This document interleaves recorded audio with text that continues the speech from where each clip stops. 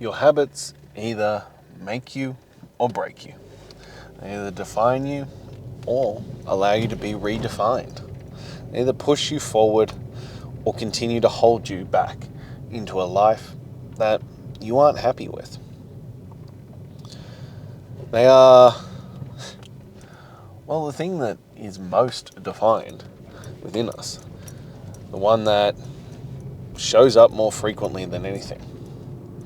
The habitual things that we do over and over and over again that are triggered into patterns before, well, we even consider what we're doing, where we're going, what's happening.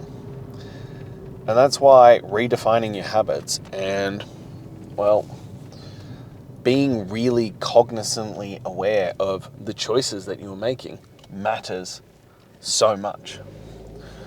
Because they estimate anywhere between 95 and 99% of our life is run on autopilot.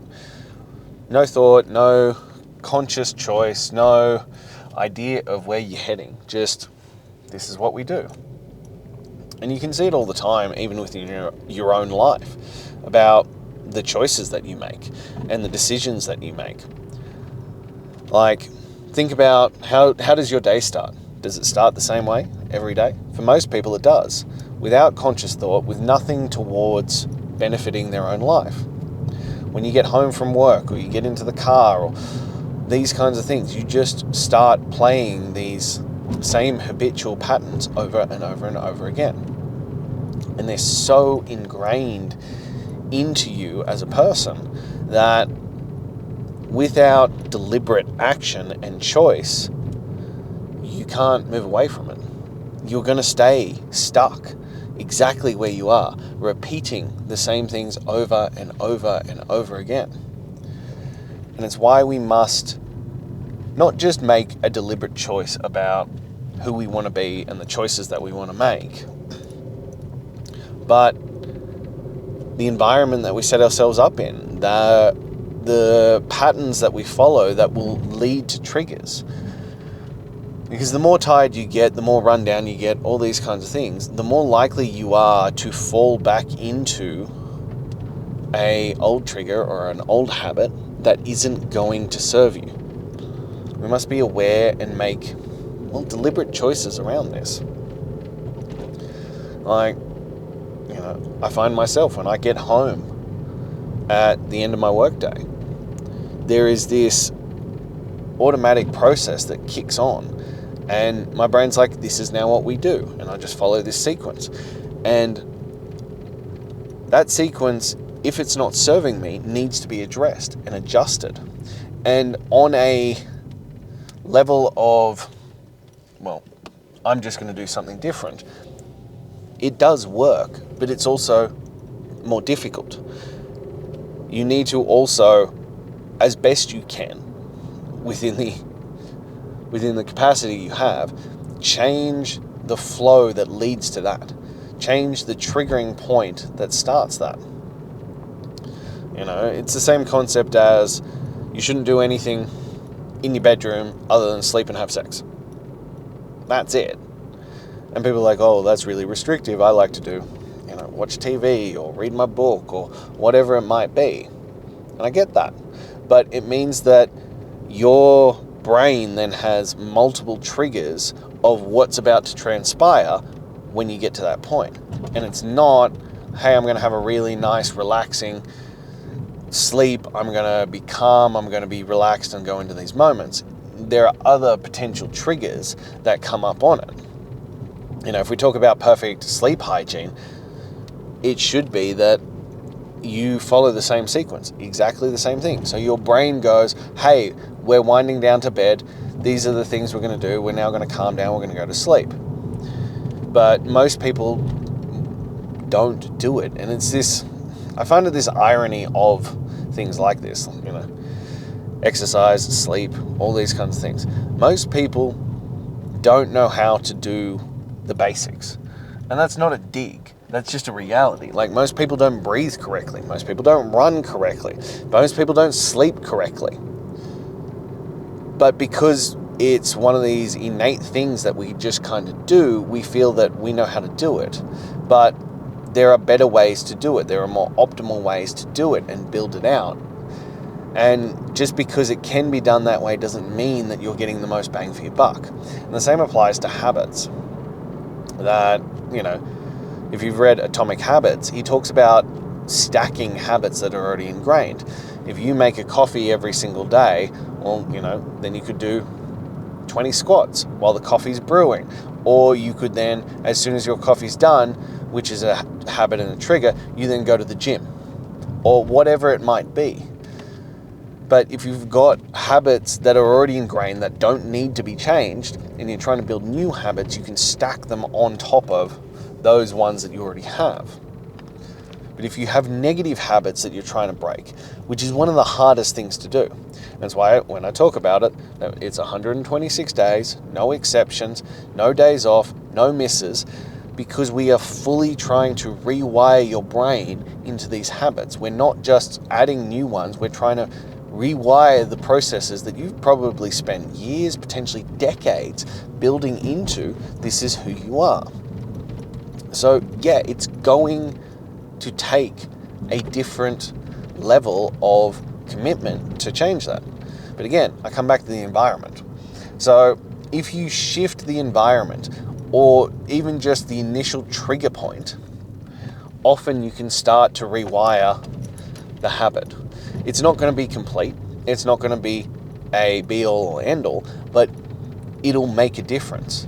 So it can be things like rearranging the room. So if you find that you're coming home and you're binge eating, take a different route. Do something different. Go do, as soon as you get home, go for a walk instead of just walking straight in the door. Or something like this that changes that flow, that sequence that you've habitually built into that then leads to binge eating or just flopping down on the couch or whatever the negative habit is that you might be trying to break.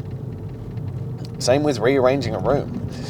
People think that that's a really silly thing that won't make a big difference, but it actually does, because it changes that initial trigger point again. It's that simple things like this that can rearrange how you start that flow and sequence.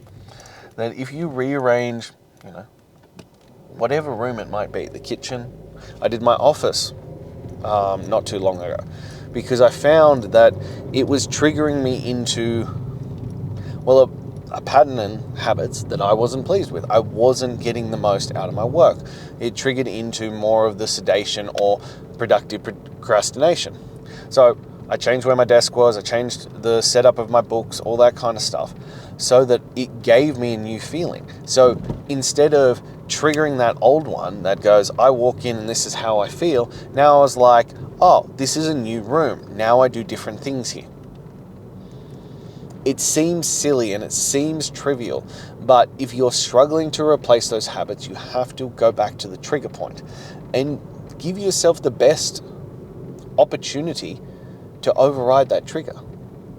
And it can just be little things like that. It can just be little things like changing the room, changing the setup, changing that first action that you undertake when you come home, or the first thing when you wake up in the morning. So instead of your, phone being right next to you and you roll over first thing in the morning and you play on your phone, you put it on the other side of the room. So you have to stand up, you have to get up. You're less likely than to stay in bed and scroll, or you're less likely to hit the snooze button. These kinds of things. You're giving yourself an opportunity to make a better decision. There are other things that you can revert back to. There's a great book called The Chimp Paradox, and it talks about the monkey mind. And Mel Robinson created a simplified version of it in the 5-second rule. And it is this concept of you have a very short window before those habits or the monkey mind kicks in and you just go off. And once that's kind of run away, it's really, really hard to bring back. It's not impossible, but it is really hard to bring it back to where you need it to be. So in Mel Robinson's case, what she does is you go 5, 4, 3, 2, 1, go. And you just got to go as soon as you get down. And there's psychology behind it all. So counting down gives you a definitive time frame. and an end point. You know, if you're counting to 3, you go 1, 2, 3. Oh, well, I can go 4, 5, 6, 7, 8, 9, 10. It doesn't work on the same level. But if you then count down, I usually do 3 just to make it quicker and simpler. It's 3, 2, 1, go. I'm in action. I take action. I'm jumping in. We aren't messing around with it anymore. We aren't trying to find ways around. We are just engaging in the new action. And the more times you can do that, and the more times you can create a gap in that trigger point that leads into the habit, the more likely you are, pardon me, to then reach a new homeostasis point with it. You are more likely to set yourself up into a different sequence of events. And then once you start doing that, you can set the new trigger point that goes, you know, I'm going to work out, and that starts with this trigger. I'm going to do this, and that starts with this trigger. Every time I'm going to do this. And you can make it as intentional or unintentional as you want. Tony Robbins used to talk about priming, and he'd have a sequence of things that he would prime himself before he'd do his work. And he'd have a song that he played with, he'd go through a series of breath works, he'd give thanks for 3 things and set 3 goals or 3 intentions. And so this kind of thing sets him up, but it's also a sequence that primes him. It gives energy, it gives movement, it gives focus, it gives concentration, and it's a whole sequence that then leads into, when I do this, then this happens. And this is how you can, you know, I hate the term, but hack your biology a little bit by making these focus points for yourself, by giving yourself a trigger point or a jumping off point that you've established, that isn't just, you know, being at the mercy of your own biology. You can be like, I am going to make this deliberate choice, and then therefore this happens. And the more you can do this, and the more you can take control of not only the trigger point, but gapping it out between, you can then start to separate yourself from these negative habits. And you are still going to revert back. Like, you've got neuroplasticity on this. You've got neurowiring, that this is just ingrained in who you are. So you must keep redefining it, and starting over and being like, no, this is the habit that I am trying to build. This is the habit that I am establishing into myself, because this is the man that I want to be. So I hope that gives you a good insight into it, because your habits will define your life. Your habits will make or break you. The question is, what choices are you going to make about it? Now, if you want to completely redefine your life, if you want to build the greatest habits you possibly could, and make sure that they're setting you up for success, that you're a man of your word, you have mental discipline, you have mental fortitude, and you can do what is necessary, well then comment Demanding Greatness, or click the link in my bio, join Demanding Greatness, and we will transform your habits, your mindset, and make you into the strongest, fittest, and most capable version of yourself. I can't wait to see you then.